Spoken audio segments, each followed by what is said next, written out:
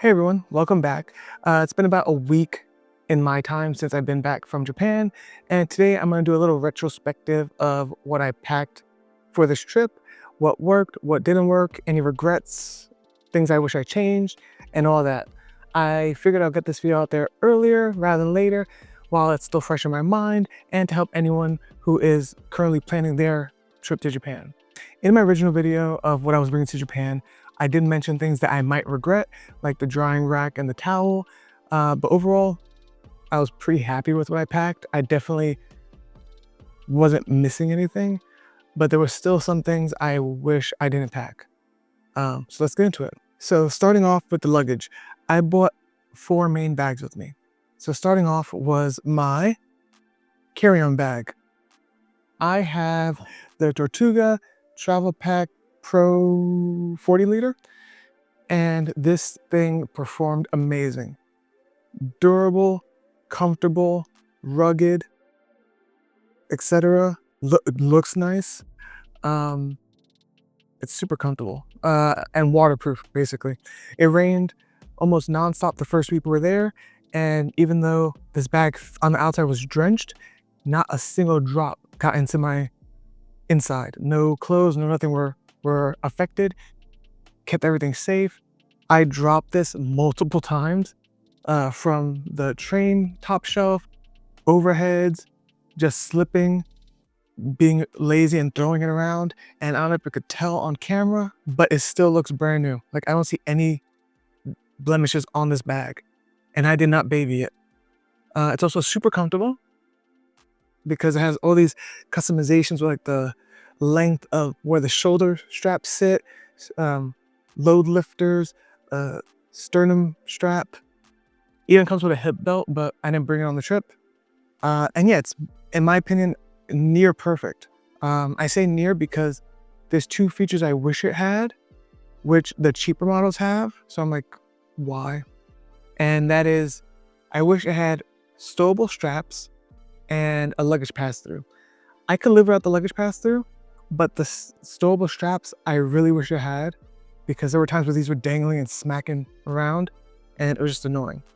But that's a livable annoyance. Otherwise, this bag performed great. I think fully packed out, it was like plus 40 pounds. No pain in my shoulders, no like bruising, anything. This thing is amazing. Highly recommend.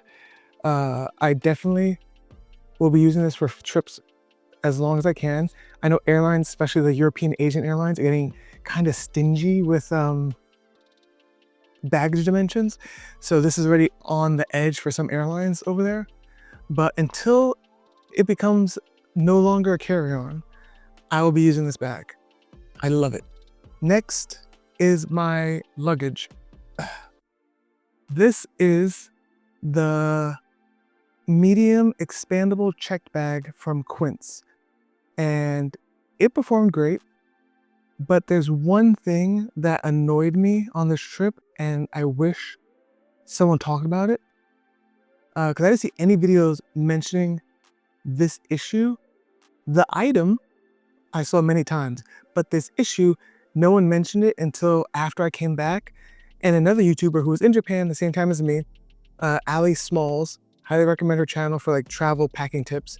She mentioned this exact issue, and that is tactile tiles. So in Japan, they have in public buildings, streets, subway stations, a lot of places, they have these yellow, and you've probably seen videos, these yellow like bumpy tiles. And they're there to help the visually impaired, which we all love accessibility. But what no one said so far is how annoying they are when you have luggage, because they're everywhere, especially at train stations and curbs. And when you have a tile meant to help the visually impaired person, one, it has to be thick enough to be felt with shoes or boots. So when you have a tile, so this is the tile, with these very large spaced out grooves, you can see how things become an issue. And the amount of times I got my wheel caught up on one of these tiles and stumbled or tripped, I full on fell and dropped my bag face down because the suitcase got stuck in one of those tiles. And yeah, but other than that, the suitcase performed great. It's a few like physical blemishes, scratches and stuff just from rough handling by airport staff.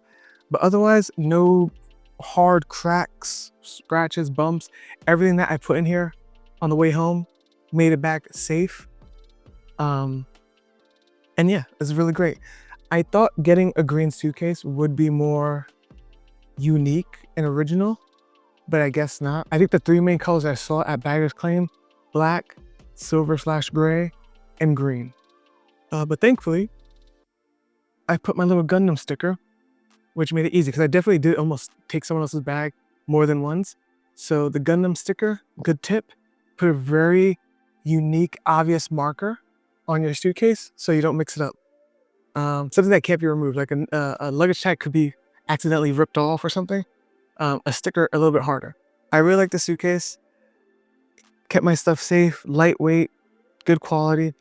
It's just those tiles. I don't know if that's a Japan specific thing. But yeah, the amount of times I tripped, got stumbled, and just had an overall annoying time wheeling this around makes the idea of one bagging so much more appealing.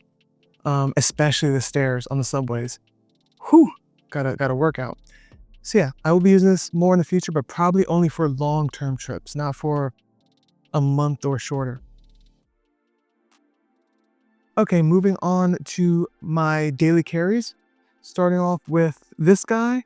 This is the Tortuga Daily Carry Pro, Travel Pro, something.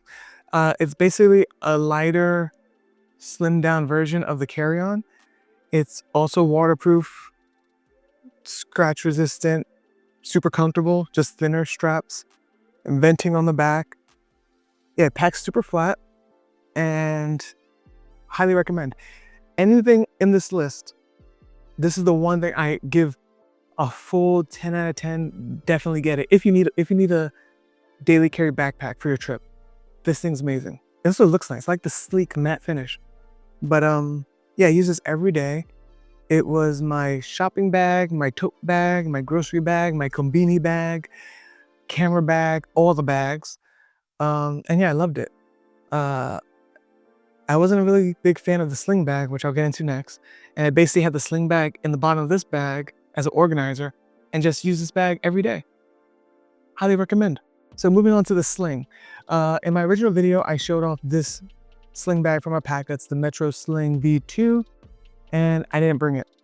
Last minute decision. I ordered a sling, a 5-liter sling from Tomtoc because I like when I'm looking at it now, I'm like, this is a nice bag. Like looking at it off my body, I'm like, this is a nice, stylish bag.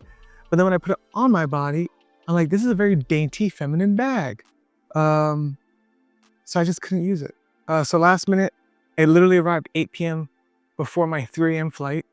I ordered this sling from Tomtoc, and I hated it. It was a really great 10 out of 10 airplane bag because it was big enough to hold my hand sanitizer, my eye mask, AirPods, charger, all the plane snacks, all the plane accessories, and it fit nicely under the seat with room for my feet. So it was great there, but then as a daily carry, it was just bulky, cheap feeling. Unlike my 40-pound book bag, this one actually like left rashes and like burn marks on my shoulder because it was so like cheap quality. And overall, I hated it. That's why I basically sat as an organizer in the bottom of this bag most of the trip. So yeah, that's why I returned it. Thankfully, because 30-day return window, I was in Japan only 29 days. You best believe the first thing I did when I got home, I literally got home, dropped off my bags, went to Whole Foods to return it. Amazon drop off. Yeah, I'm not a fan of that bag. Do not recommend. But I am a daily carry sling guy. I do carry, my daily carry sling is a Bellroy Transit. It's a 1.5 liter bag.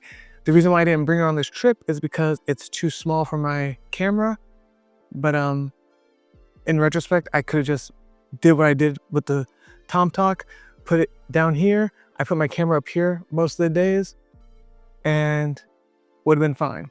So yeah, sucks I can't return this one because I bought this well before the trip. But moving on. So in my original video, I mentioned I'm a chronic overpacker and how proud I was that I was able to fit everything in a single carry-on. But even then, I still overpacked. And a lot of the items I have here, I didn't even use. They sat untouched the entire trip. Some of them I kind of forced myself to use once or twice, but I could have gone without them. And yeah, so starting off, we have 2 pairs of pants, shorts, my polo, my travel towel, a gym shirt, sun hoodie, 3 pairs of underwears, 3 pairs of socks. All that could have been left behind. Also, clothing related, my hiking sandals. I did go hiking, but because it was raining and muddy, I didn't use them. So also could have been left behind. So yeah, all those clothes I didn't need. There's something called the ABC method, I think, where you basically rotate your underwears and socks, 3 of each, and you just rotate between 1 pair that's on you, 1 pair that's clean for the next day, and then 1 pair that is in the process of being washed, whether it's hang drying, washing, whatever. So I bought 6 pairs of each, so I could have easily done 3 and just rotate them. I basically did that anyway, because I wash clothes 1 to 2 times a week. So I always had extra underwear that just sat in my bag. So I could have definitely cut those out. So that's what I wouldn't have packed. So going forward, I would definitely pack these shirts again. So 4 of these shirts, my 2 tech pants, 3 pairs of boxers, 3 pairs of socks, and my merino wool hoodie. I wore my merino wool hoodie every day from Unbound Merino. Thumbs up. A little pricey, but definitely odor resistant, comfortable, packs down light. So yeah, every day I had it with me. If it was too hot, I'll just pack it down really small, put it in here, and it worked great. Something else I picked up during the trip, which will be in my future trips going forward, is this little packable parka from Uniqlo. Because it was raining every day the first week, it got frustrating. The merino wool hoodie did its job keeping me dry-ish, but I didn't like the idea of just my wool hoodie getting wet, because merino wool doesn't smell except when it's wet, and it has like this funky animal smell, which it goes away once it dries, but it's still noticeable when it's wet. And yes, I bought this at Uniqlo in Asakusa, right next to our hotel. And it's a packable parka. It's like really lightweight. It packs down better when like flat, but when it's on my suitcase, I keep it in a little pouch. And yeah, it's lightweight rain jacket basically. Ooh. And very useful. Moving on to tech accessories, miscellaneous. This was purely a vacation. I didn't bring my work laptop, my personal laptop, no big tech. The biggest tech was my iPad. But there were 2 things I regret bringing. The first of which is what's holding up my camera. If you've ever been to Japan, you might immediately know what I'm talking about. But a lot of public places, shrines, temples, tourist spots, Universal, have very blatant and strict rules. Like right when you walk in, no tripods, no selfie sticks, no large camera equipment, no large cameras. So I never used it. I used this tripod once or twice in the hotel room, but I'm using it for a tiny Osmo Pocket and a tiny Insta360 camera, so it's kind of overkill. So after the 1 or 2 times I used it, I just made makeshift stuff in my hotel room, like putting it on a box on the TV stand, or using this selfie stick, which is like a quarter of the size, and it gets super long. And it has a tripod mount. So I would take the desktop tripod, mount it to this, and just use this, because it is, let me just actually demonstrate. It is way smaller footprint than that big tripod. So yeah. And because I don't have a big DSLR camera, this is sturdy enough to hold up my Osmo Pocket. It's 360 camera with no problems. So yeah, I would just use this going forward and leave behind the big camera tripod. The second item, which might be a little controversial, is this guy. I filmed the majority of my stuff using this camera. It's the DJI Osmo Pocket 3. I love this camera. Everyone loves it. It's like the obvious. You saw everybody with this camera in Japan. Tourists, Japanese, everybody. Everyone was filming with this camera. But about this camera, because one of the cons with this DJI camera is it's very fragile. Any dirt or water gets in the gimbal and you kind of shed out of luck. So I bought this action camera as a backup for action shots. I know I was gonna go hiking. I had a potential beach day / like boat day planned. So I was like, this would be the camera for that. Never really used it. And it sucks too because short, like 2-week return window, so I'm stuck with this camera. I'll figure out a way to use it. But I had other issues with it. The battery and the heating. And it might be a software bug. Hopefully it is because it could fix it. Otherwise, it's a defective camera because it would go from 100% to 0 very quickly. Actually, let me check it right now. I fully charged it before I left Japan. So it's been a week off on standby or idle, I guess. And it is currently at 21%. So this camera was off, untouched, 100% before, as of Sunday. So 7 days later on idle, or whatever you call it, it's at 21%. Yeah, the battery life sucks on this camera. I never saw anything die that fast, at least modern tech, die that fast when it's powered off. Besides those 2 main items, the other big thing was all the accessories for my cameras. So I actually used very little camera equipment when I was there. I used the Osmo Pocket, the microphone, the few times with the 360, and then the only real accessory I used daily or regularly was this tripod and the selfie stick. Besides that, I didn't really use anything else.